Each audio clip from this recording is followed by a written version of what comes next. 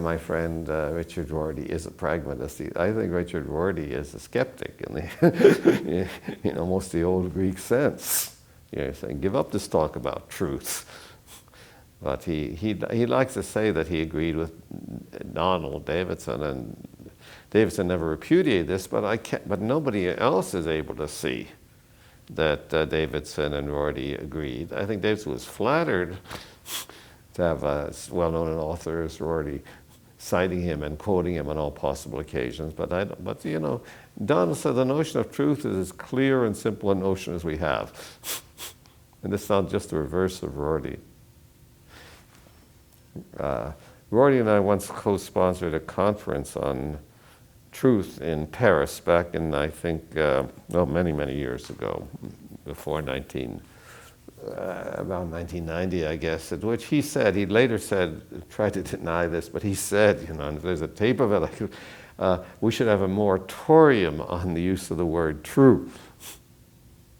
And I raised that to him about a couple of years ago, and he said, I just meant in philosophy. But I don't think at that point, he actually did just mean in philosophy. I mean, his spirit is, let's get rid of this question, is something true or false? And again, Rorty says, and this he doesn't deny having said, but that's in print, that as far as I'm concerned, the notion of warrant, justification, is a sociological notion.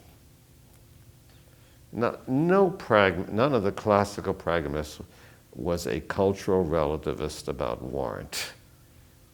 And Rorty is an explicit cultural relativist about warrant and a skeptic about truth. And I just don't see, he did an important job in getting people to read the pragmatists again. He was influential in getting me to read James and to start teaching James. So I'm grateful to him for having called attention to classical pragmatism.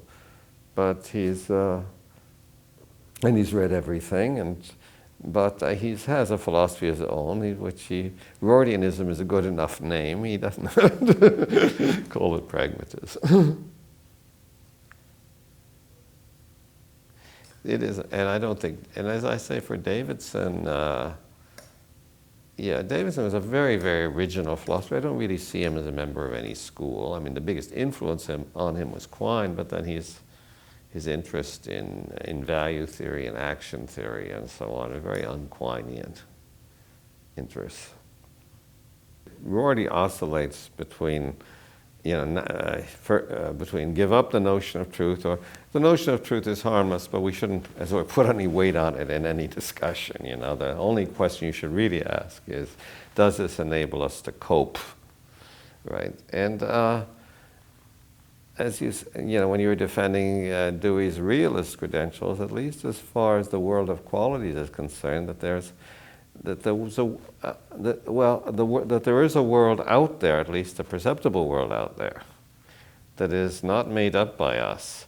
And there is a fact, there is a fact as to, as I say, he doesn't like to lean on the word true. He prefers to talk about warranted assertability. He doesn't identify the two.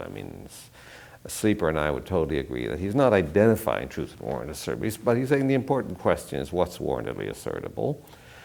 But with respect to warranted assertability, the full quote from Rorty is, warrant is a sociological matter to be ascertained by observing the reaction to S's, S is his symbol, capital S is for the speaker, to S's statement by her peers, close quotes. Now that idea, that whether something is warranted or not is just a matter of how her peers react to S's statements, is certainly as un-Deweyan as you can get.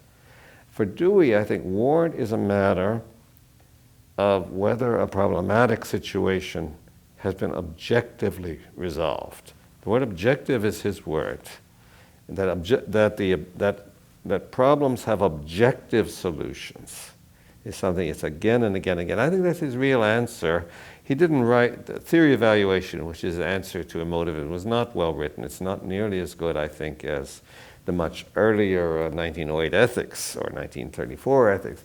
But what I think he's saying in the theory of evaluation is that there are ethical facts because there are facts about when a problem has been solved.